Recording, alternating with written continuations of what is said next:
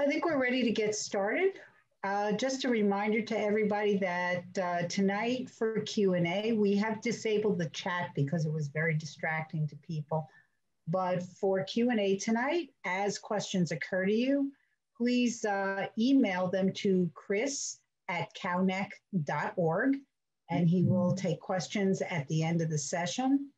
If you have questions afterwards, you can still email chris@cownec.org, and he will send you answers. This session will be recorded, and it will be available after tonight on either the Cownec Historic Society's website or on Landmark's YouTube channel. So with that, I hand you over to the man who knows more about Port Washington than we will ever know. Please join me in welcoming Chris Bain. Well, thank you, Laura, once again, and thank you all for tuning in this evening. I'm Chris Bain, president of the Cownec Peninsula Historical Society, and tonight I bring you greetings from Memphis, Tennessee. So we hope we don't have any technical glitches tonight. I'd like to thank all the good folks at Landmark on Main Street for hosting these Zoom presentations. I'd also like to thank the major support that the Historical Society receives from the Robert D. L. Gardner Foundation, the Peter and Jerry DeJohn Foundation, James and Carly Hagedorn, the Faraday Fund Charitable Trust, Bank of America, the Ullman family, the Merch Committee of the Community Chest, and all our other supporters, large and small. As I'm fond of saying, your support of our town's one historical society is truly appreciated and never taken for granted.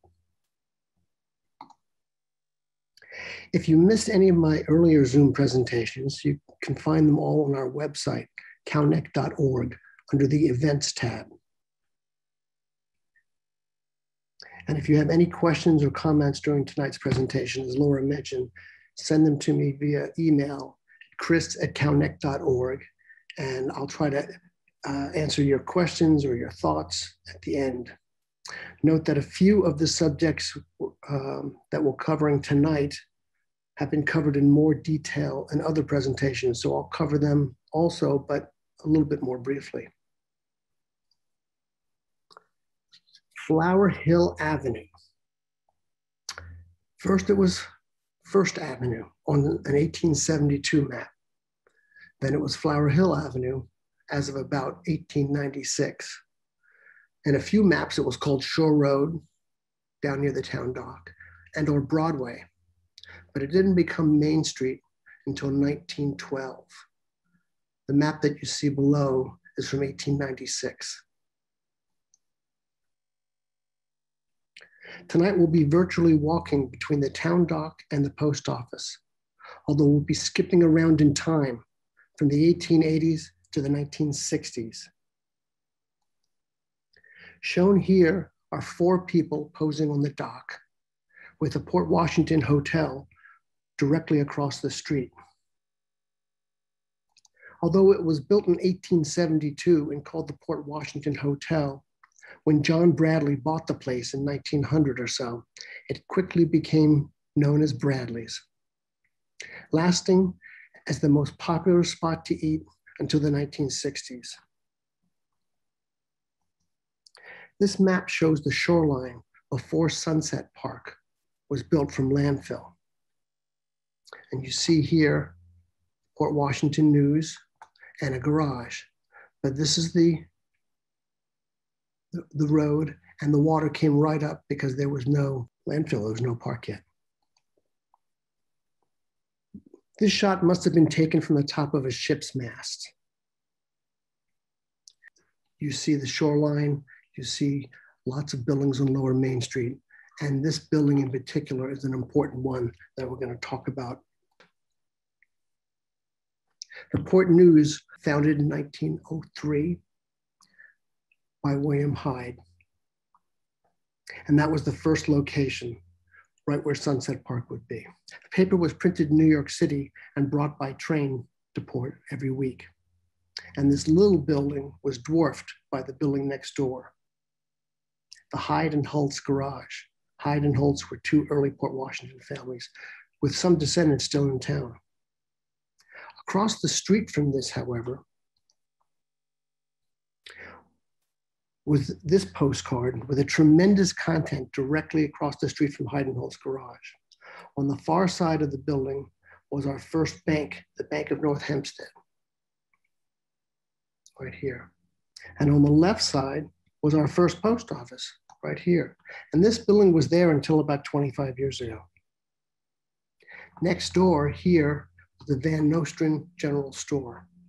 You also see up the street our short-lived trolley, which ran all the way to Mineola.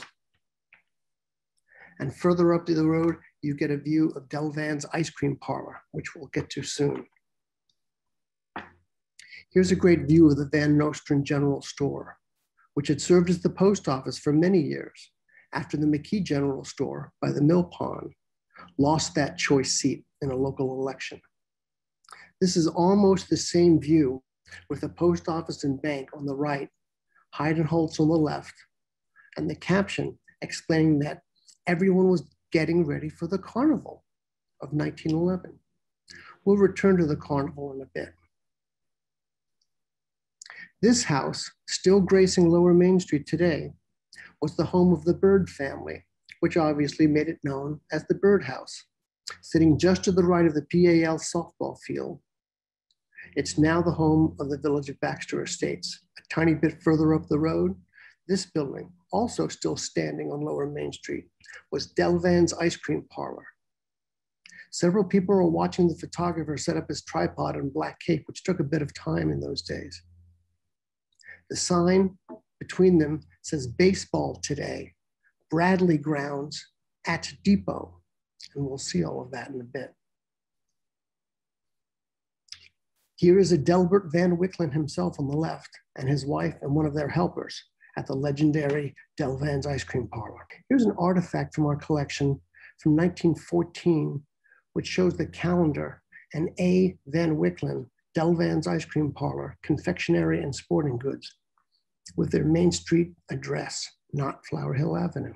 This leads me to beg any of you for your Port Washington memorabilia. If you find any old things like this, whether it's matchbooks or menus or order books or anything, please think of us as a good place to donate them to. This shows the new Bayless building, which was built in 1914.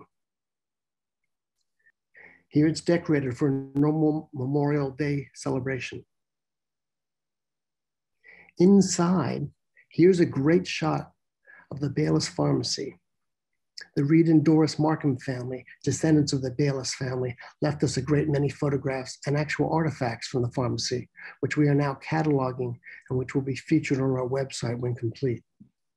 Here's the corner today, currently the home of Dolphin Books on the ground floor, with beautiful apartments or condos on the 2 floors above.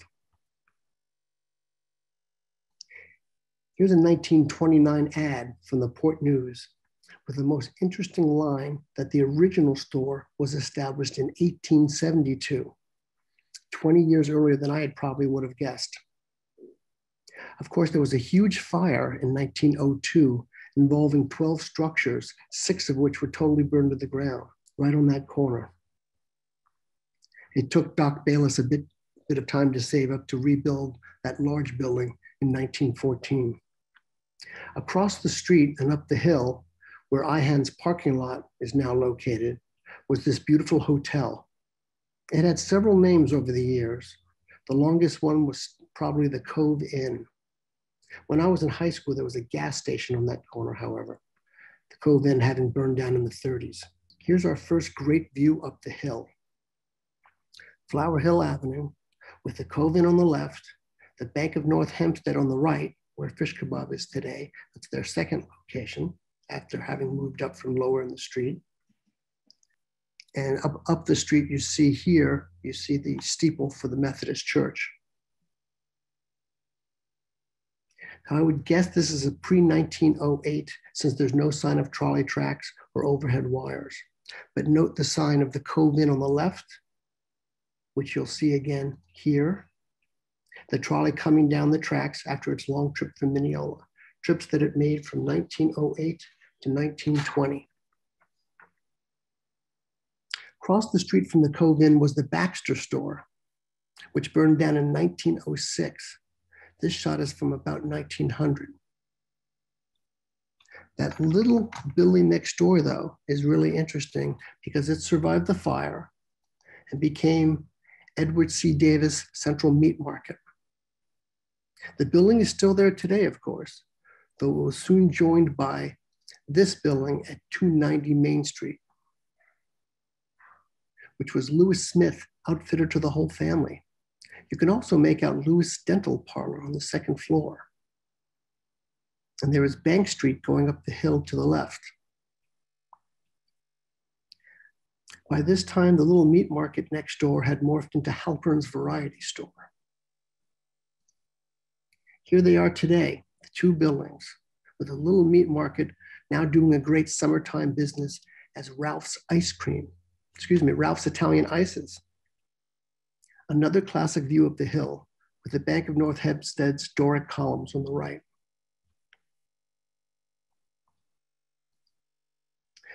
And as I said, this is the second location of the Bank of North Hempstead, it having outgrown the little building at the bottom of the hill that it shared with the post office. The bars on the windows are still there, keeping you from breaking in and stealing lobsters, I suppose. Across the street, we had Zeidel's, the building on the left. This was the original Zeidel's clothing store, shown here in 1928. It was still a wood-framed building at the time. It was later rebuilt using bricks, and in the 70s was right next door to where the gas station was on the corner. That spot now is occupied by Mediterranean Market. Here's another classic view looking down the street with the peak of the Baxter store towering over Flower Hill Avenue, right there. Again, no trolley tracks in evidence yet. Here's George McKee's store, just below where Shish Kebab is today.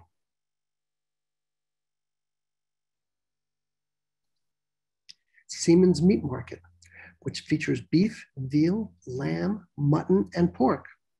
Also, poultry and game was their specialty. Here are two artifacts from our collection tied to this one store: a mercury thermometer, which still works perfectly, and a receipt from 1916.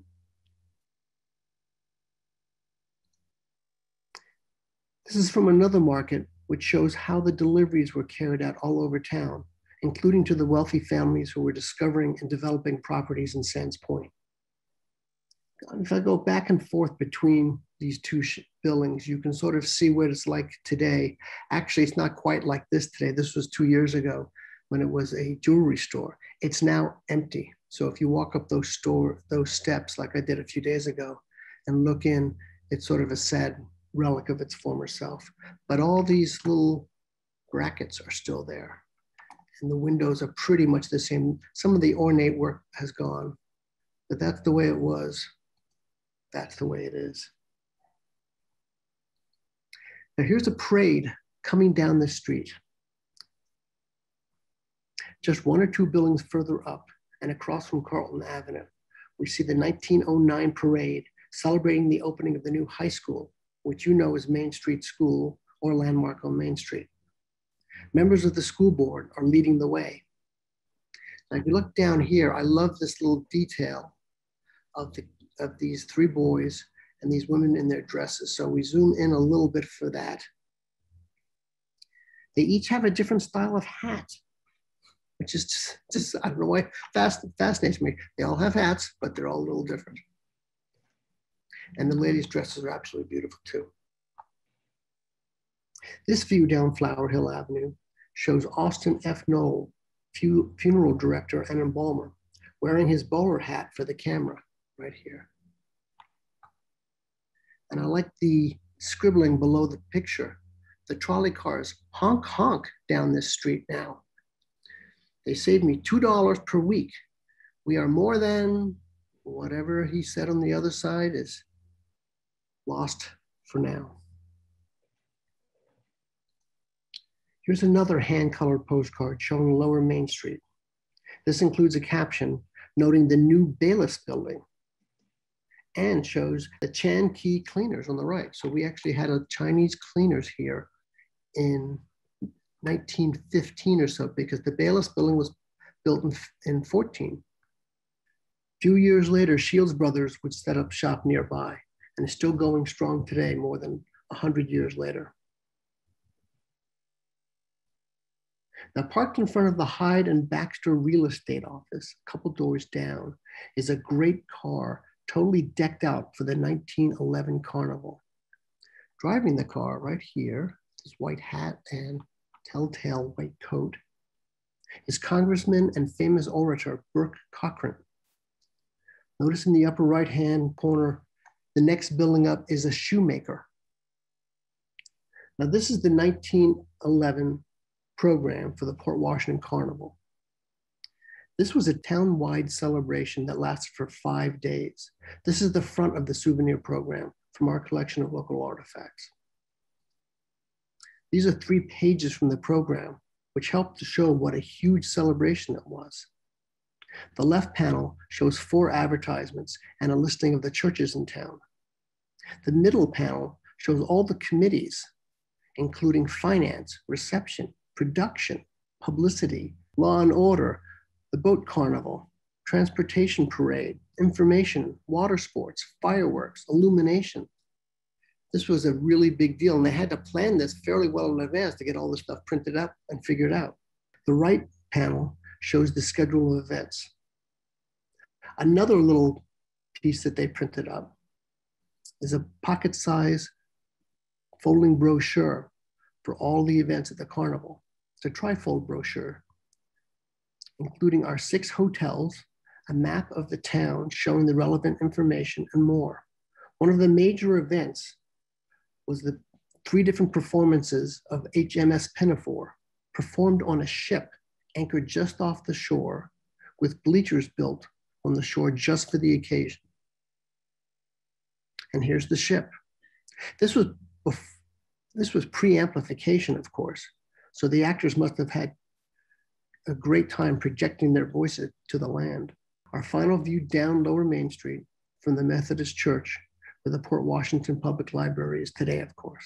Looking up the street, we see the trolley coming down the street, and our first view of the new school up the hill. On the far right, you see the edge of this building, the Burtis store and home, which at one point housed our local free library. I think this was the free library after the Baxter House, but before Bellevue Avenue, pretty sure. It was located where the parking lot for St. Stephen's Episcopal Church is today. This beautiful Victorian building was located about where the parking lot for the Port Washington Library is today. It had been donated to the Methodist Church to serve as the parsonage. However, the church itself had been built at the corner of Carlton Avenue and Bayview, quite a ways away. The solution that the parishioners came up with was to jack the church up onto logs and utilizing teams of horses and mules to move it to Flower Hill Avenue, where the library is today. Here's the map that shows the route that they took, and the move required several weeks. At the bottom of Carlton Avenue, it actually rolled off the logs and into a gully, but did not sustain any damage whatsoever. I guess that's an act of God, I guess. Then they jacked it up again, put it back on logs, and continued the journey, taking a right on Webster and a left on Washington across Main Street to its final location. Here's a beautiful shot from the late 1800s, possibly the oldest shot we'll see tonight, showing both the church, which stood here from 1874 until 1967, along with the parsonage. Across the street, here's the original chapel of the Episcopal Church, which had also been moved to this location from elsewhere. This was done often with houses. They got moved around because there was no plumbing, there was no electrical connections into the ground. So all you had to do is jack it up and put it on some logs, as if that was an easy thing. This is from the Carlton Avenue side, by the way. In the early 1900s, the classic stone church was built that is serving its congregation to this day, seen here from the Main Street side.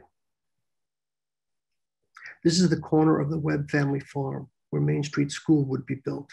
Since I covered this in more detail in an earlier presentation, I'll abbreviate this area a little bit.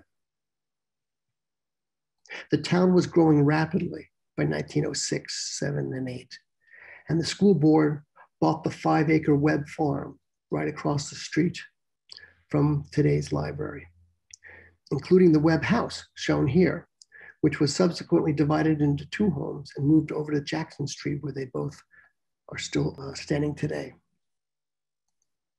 This construction shot, taken by local photographer John Whitmer Jr., was made on May 1st, 1909, with the opening day just 5 months away. Here's opening day on September 17th, 1909. Involved the biggest celebration the town had ever seen, with parades, speeches, and celebrations lasting long into the evening. This hand-colored view, taken from the corner of Webster and today's South Washington, shows the original shape of the building. Note that the southern edge of the building has 3 windows, a peak, and then 3 more windows. Here's 3 windows, a peak, and 3 more windows. 6 to 7 years later, after the building of this building, it would be apparent that more room was needed for our rapidly growing town. A bond was floated again to build a huge extension to the school, which looked like this. And here's those 3 windows, the peak, and 3 more windows. So all of this and an additional floor was added in 1917, opened for business in 1918. This 1923 image shows the teachers, possibly dressed for picture day, or maybe just assembled for the fun of it. The teachers are surrounding the beloved principal, Miss Charlotte Merriman. As I've mentioned earlier, if you want to read a fascinating story, check out Miss Merriman's own story on our website under Local History, People and Personalities. Just east of the school and park were these 2 houses. Madison Street ran right between them, right about here. I don't know what happened to the home in the distance, but the house in the foreground on the right is still there. It's the house owned by Ghost Motorcycle family, Sal DeFeo, and some of his family.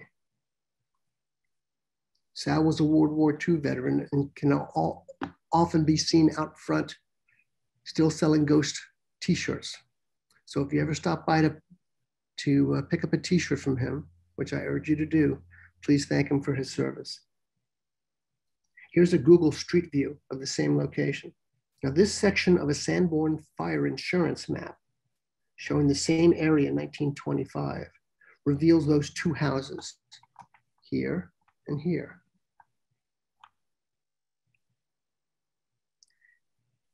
But also a mystery theater which preceded the Beacon Theater by more than a decade. Up in this corner is Nassau Theater. For some reason, I've never seen a good photograph of it. There's probably 40 postcards showing the town dock, but not one that I've ever seen showing the Nassau Theater. If you have one, please share it with us. This was the proclamation. Of course, this was in the age of silent movies, since talkies didn't take hold until about 1930. Some of the text boasts open air theater, but elsewhere it talks about a stage and vaudeville shows.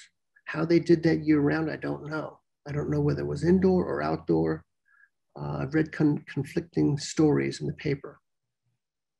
But the silent films that are mentioned here are from 1913, and the Beacon Theater wasn't built until 1925. Here's the current location. This parking lot is pretty much the footprint of the Nassau Theater. So I'll have to continue my search, and I'll probably scour the archives of the library next. This is the Bauer hardware store, though I don't know what the occasion was for this photograph. I do know that someone added on to this building at some point because it became the George Varney Confectionery, selling Fusil's ice cream, Coca-Cola, Ansco film and photo supplies, and of course, Moxie. The same building can be seen in this parade. And some of you are now probably recognizing what this building is.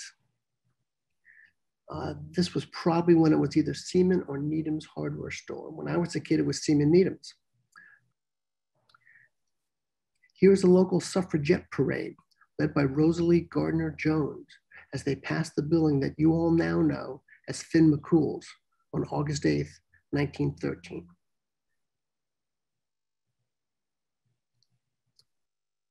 Here, of course, is the full width of the current building, the original portion of which is about 120 years old, that little Bauer hardware store. Here is a view of Main Street from the front of that building. Main Street Wines is over in this building now too, and there's a little parking lot here. Across the street and a bit further east is the Eunice Dress Shop, which I know almost nothing about. So if any of you have memories about the Eunice Dress Shop, feel free to send them along. At the top of Central Drive is the third location for the Bank of North Hempstead.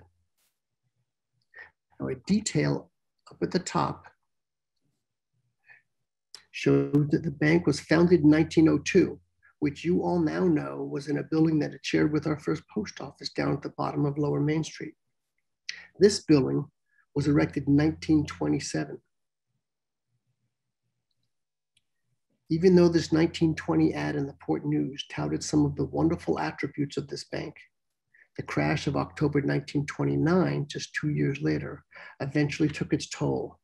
It held on until the Christmas break of 1931, after which it folded, taking with it the life savings of many people in Port Washington. However, just after World War II, it was outfitted as a car dealership, selling new Studebakers as well as boats. And there have been active companies utilizing this beautiful building ever since. A little bit further up the same side of the street was this row of stores. And many of us will remember the little hobby shop in the 1960s with model boats and planes, craft supplies, all sold by a little old chain-smoking couple. It's also this budget food store, grocery store, operated by Jay Grace. Here's a little bicycle repair shop, and of course, Joe the Tailor. Across the street, on the corner of Main Street and Mackey Avenue, about was this house. But about 1928, it was picked up and moved back 100 feet or so to the corner of Webster, where it still stands today. It was moved to make room for the Austin F. Knowles Funeral Home, a beautiful building which still graces that corner today.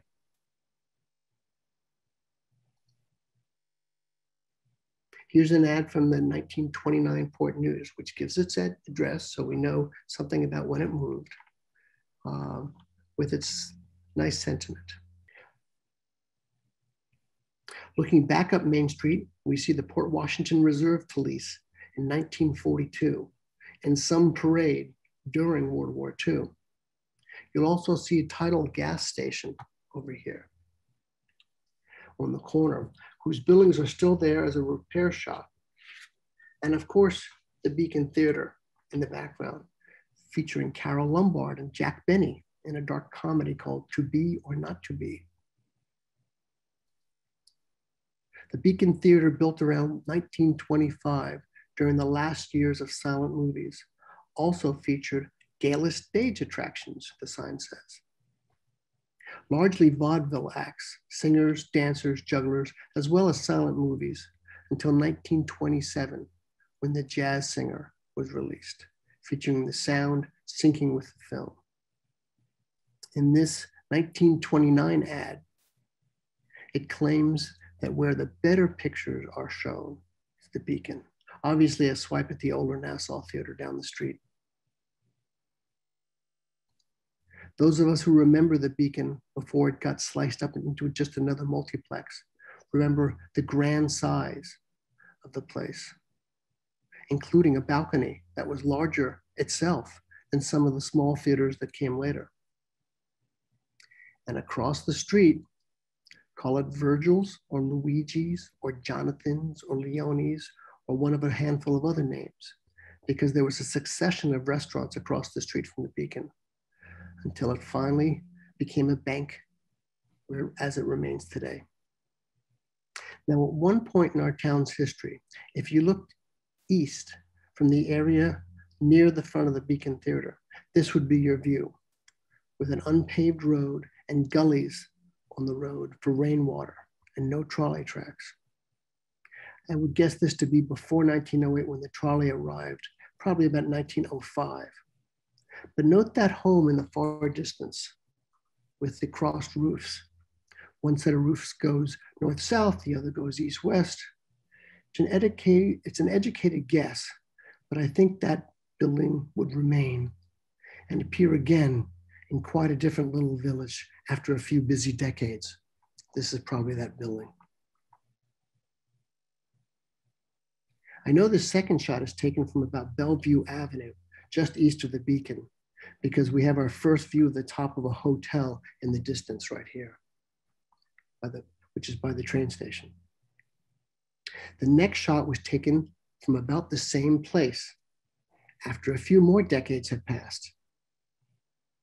By the way, if anyone out there is an expert at identifying and dating old cars, back to the beginning of cars, drop me a line at chris@calnec.org.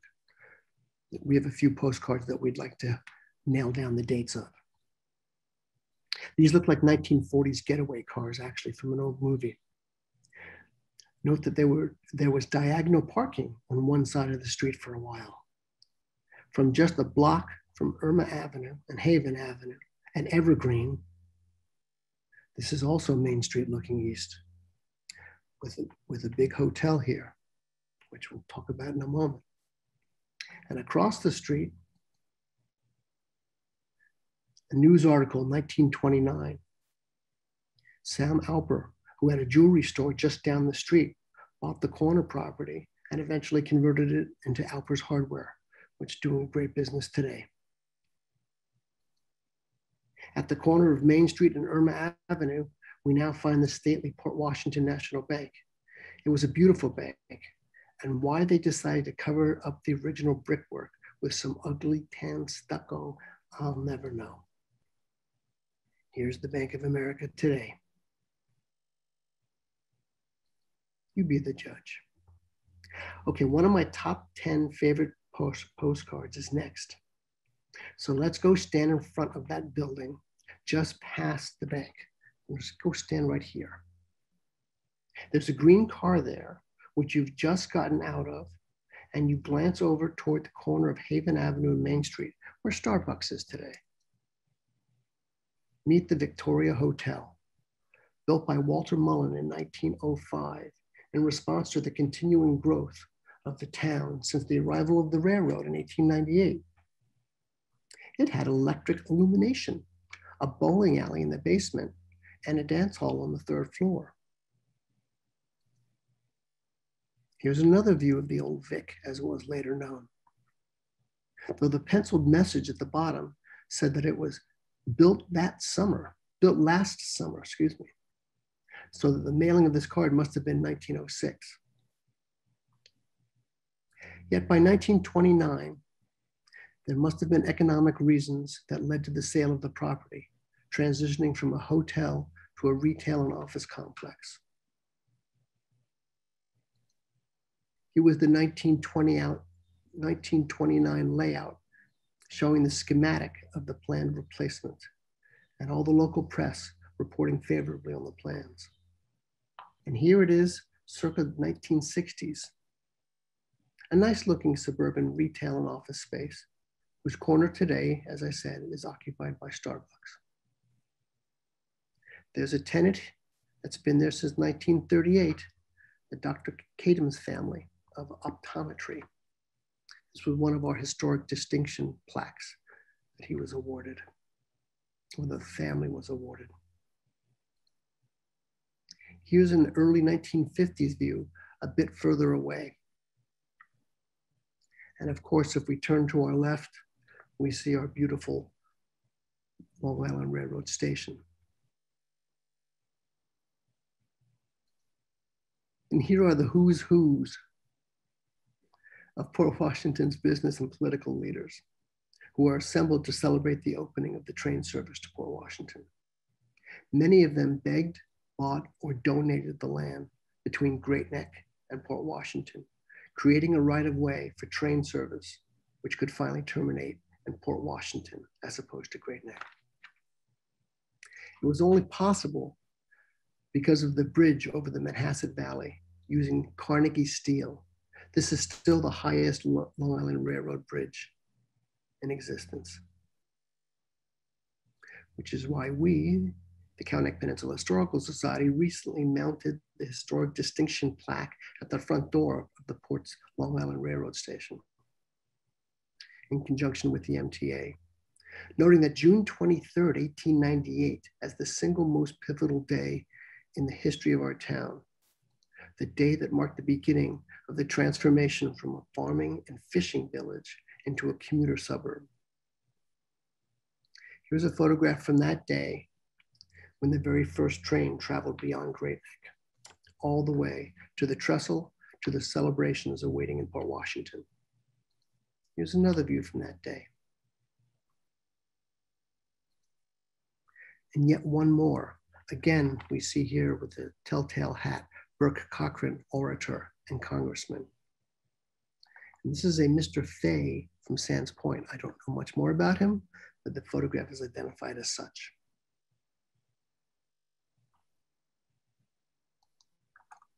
But remember that this was sort of at the edge of town in 1898.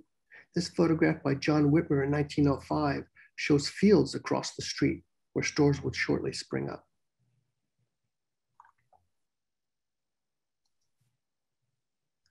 So it would also eventually lead to entrepreneurial folks such as William Eaton creating a local taxi company, our first.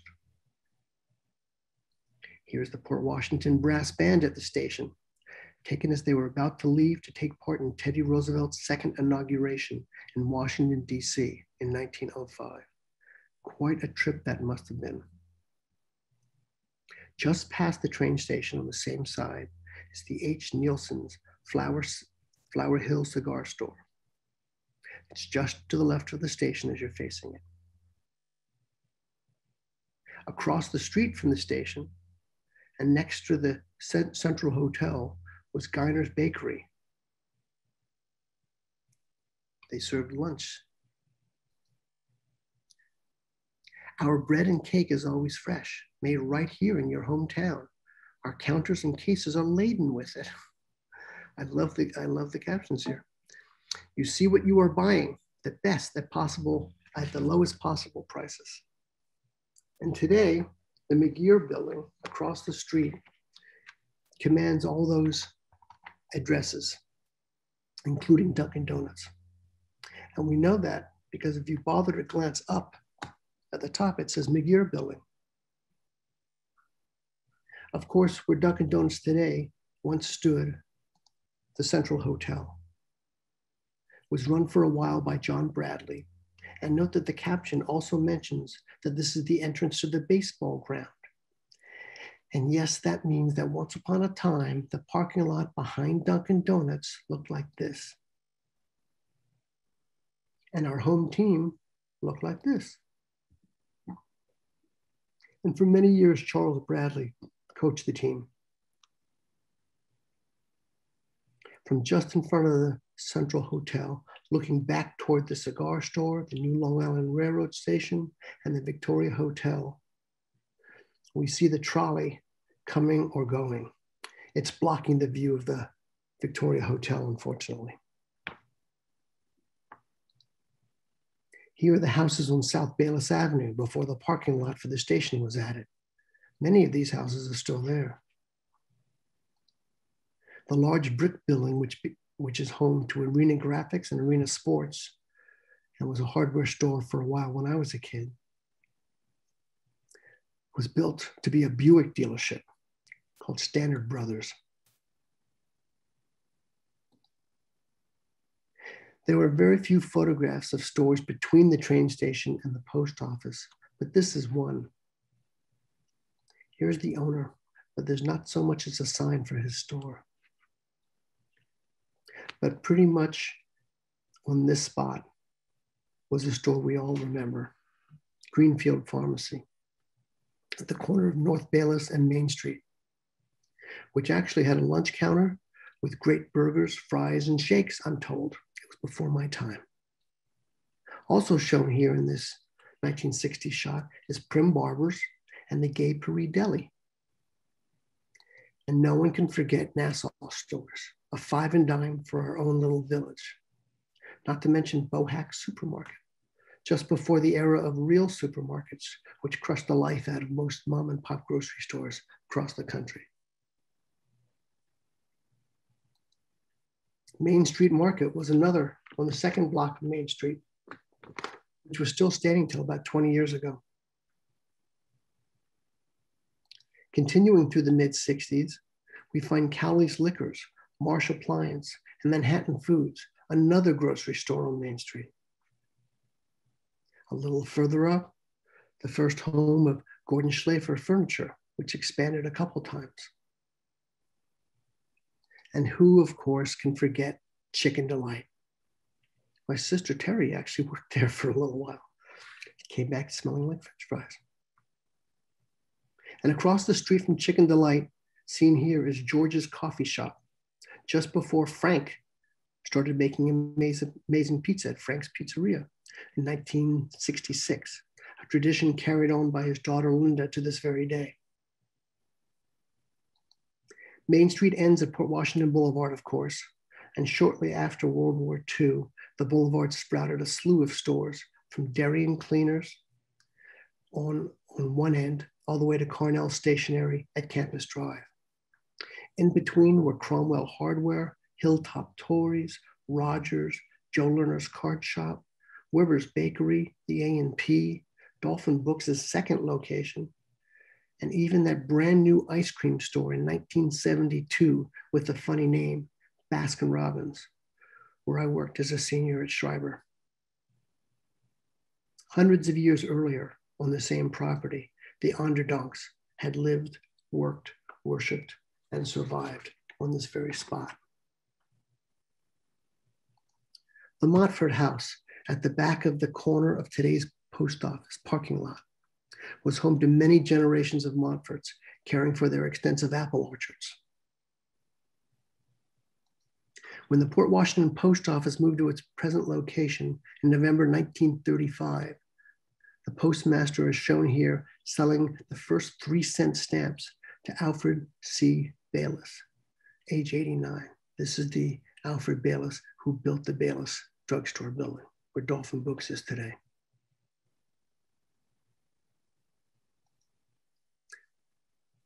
Here is the 1935 opening of our modern post office, attended by all of these important gentlemen. Although there are no women in sight, the framed print in our collection is backed by this typed message, addressed to Miss Susie Brunner from the acting postmaster. It reads, "Herewith, please find photo of dedication ceremonies for your keepsake, donated to you by me, yours truly, with a very sincere nod toward the importance of our shared local history. The acting postmaster acknowledged our town's first postal carrier, our first postmistress, Miss Susie Brunner." Here's the building. And I thank you all for your attention. Be happy to take some questions.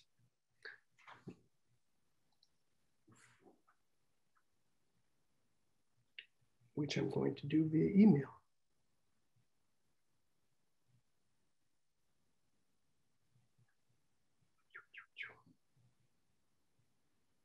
Okay, in no particular order. Elizabeth writes, did the hotel serve primarily business clients, or were there beach tourists from the city? It seems like the carnival was at least partly hoping to get some touristy business. That's a really great question. Initially, Port Washington in the earliest days was a bit of a summer resort. There were ferries that came out and served a hotel at the tip of Sands Point. And for a while, it served at Morgan's Dock down just past Manor Haven Pool. And there was even a steamboat dock where the port, where the town dock is. So I think they served probably both, but certainly during the summer, their businesses were better. There were also a lot of boarding houses, which closed up for the winter months. Louise Hutchinson sends a question. I'll skip the compliments. Thank you, though. Where was the high school in Port Washington located before the Main Street building? Thanks. There was no high school. Very few people went to high school in those days. They apprenticed for jobs, or they worked on their family farms or in their family businesses. I believe there was a high school in Mineola, which you could get to by trolley, though that would be a bit of a slug. And after the train was here, obviously, you could get into Queens, where there were a couple high schools. There may have been some private high schools in the area. Someone mentioned that they heard of one in Roslyn, but I haven't been able to find any information on it yet. But most people just went to school through the 8th grade, unless their family was of means. Certainly the Sands Point families would have sent them off to private schools someplace. But 1909 was our first in Main Street School.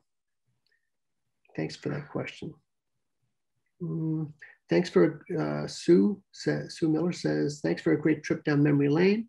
Mom and Dad arrived in 1953, and I remember lots of 1960 venues. Yeah, and we actually get a lot of comments about the 1960 shots. That was a donation of photographs that someone made to us anonymously about 15 years ago, but they're fascinating because a lot of us actually remember those. It's great to see old shots from turn of the century and everything, of course, and to hear their history. But when you see a picture of Bay Bowl, it sort of hits you, right in your chest and just makes you remember your history and appreciate it a lot more. Okay, Chris, we have a participant here who's trying a new method of contacting us. Somebody has her hand up. It might not, there you go. Howard, you're up first. Well, thank you for this, Chris. It's really interesting to see all these pictures. It's fascinating. A few questions. When did they start paving the streets and getting away from dirt? That would be probably about 1910 to 1915, somewhere in that range. Interesting. And Chris, if you need any help on identifying cars in relation to photographs from 1940, 50, and 60, I'd be more than happy to help you with that. That'd be great. I'm not great on the 20s, but 40s, 50s, 60s, I'm spot on. What about the Beacon Theater today? Such a shame that nothing can be done with it. And I heard some talk a couple of years ago about making it a community center. Is that just stalled? I'm not really sure what the owner has in mind for it now. It is sort of a shame that a place with such a history is probably falling apart to some degree. And I doubt much is going to happen with it, because I was giving a talk at the library about 5 years ago, and during the question and answer period, the Beacon Theater was brought up. And I said, well, let me see a show of hands of how many people here in this audience, honestly, have been to the movies in the last year and gone to a movie theater here in town. And people just sort of looked at the ground. And if we don't support the institutions that are in the town, this is what happens to them. It's the same thing with, you see a lot of stores that are for rent now, empty stores. That's because we've tripled Amazon's profits. We go out to, I can get on a soapbox here pretty easily, but we don't shop locally like we should, and which is a shame, because you move to this town for a certain flavor and a certain sense of history and a certain level of quality of life. But then you take all your dollars and send them elsewhere, which is unfortunate. And I can't imagine a movie theater doing all that well at this point. And a community center, I don't know who's going to put up the money. Of course, if there was some fabulously wealthy individual in town that wants to do something like that, that'd be wonderful. But that's, I don't know if there's much of a future for the Beacon Theater. It's too bad. It's a beautiful building. It is. I have two more people with their hands up. I'm going to try to unmute them. We're a little past 9 now, so let's. Roberta, you are unmuted now. So yes, if you have a question, go ahead and ask. Sorry it took so long. Okay. A question I have is nothing was mentioned about the building and loan that was on Lower Main Street. And the reason I ask is because my grandfather and his older brother were involved with that beginning in approximately 1891. And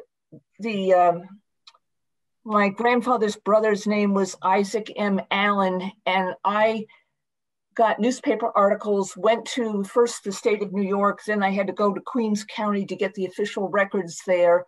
But that was also a bank there that, and then it became, I think, a savings and loan. But I remember my grandfather going to board meetings there. Yes, the only reason I wouldn't, well, first of all, I can't include every building in town, but we don't have any photographs of that building, and I have to build these presentations around what photographs we do have.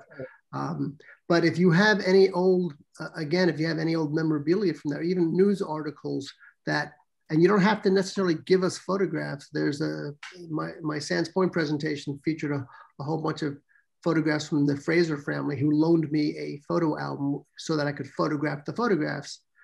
Very high quality, of course. And then I gave them back their album.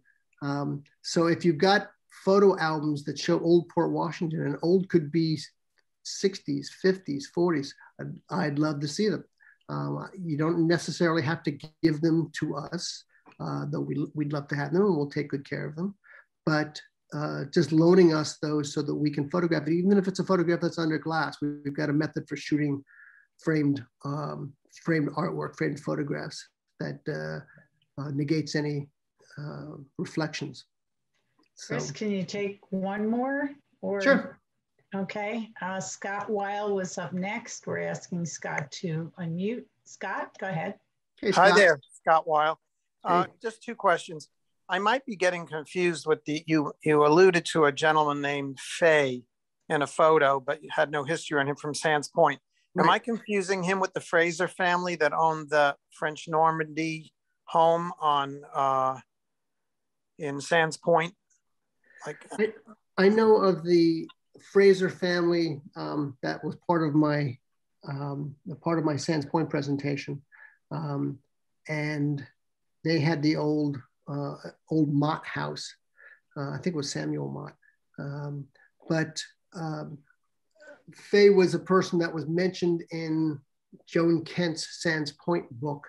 But as I recall, it's been a few months now, but as I recall, he was mentioned as someone who was in a list of names of people that were involved with the creation of the village, which originally was going to be 3 villages, and they decided to do 1.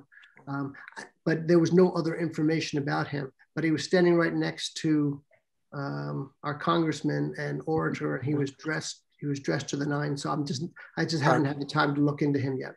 Now the other question is, are there really no photos available of my corner and leading down to Falconer's, or is that something that just didn't get into this presentation? We may have some. We have. I haven't seen any. I haven't seen too many either. That's why even the ones that had like Main Street Market and stuff were, of not perfect quality. But I have not seen, and obviously I'm familiar with your store and your corner, and I have seen. Falconer I was most interested in as well. What that looked like. Oh yeah, absolutely. Well, we did a little historic distinction plaque for Fred Falconer, of course, because one of his greenhouses came from the Guggenheim estate, and he's a wonderful man with a great company, right.